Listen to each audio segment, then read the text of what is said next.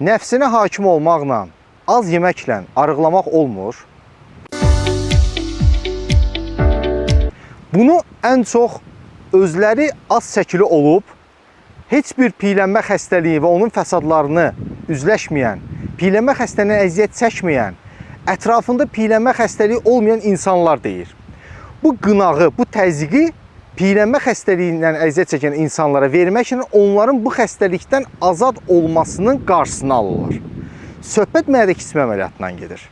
Mədə kismə əməliyyatını piylənmə xəstəliyinin son etapında edirik. Diyeta, pəhrizlər, fiziki aktivlik və digər medikamentoz üsullardan istifadə etməklə çəki itirə bilməyən və yanaşı xəstəlikləri olan şəkərli diabet, hiperxolesterinemiya, qaraciyər piylənməsi, oynaq xəstəlikləri, yuxu apnoesi, yəni gecələr tənəffüsün anidən dayanması, təzyiqin yüksəlməsi, digər hallarda biz məcbur olub mədə kismi edirik. Yəni bu qınaq edənlər, təzyiq edənlər özlərini o xəstələrin yerinə qoysalar, hesab edirəm ki, onda daha yaxşı aydın olar ki, insan nəfsinə hakim olmaqla, az yeməklə heç də 3-cü dərəcəli, 2-ci dərəcəli piylənmədən xilas ola bilmir. Yəni bu asan deyil.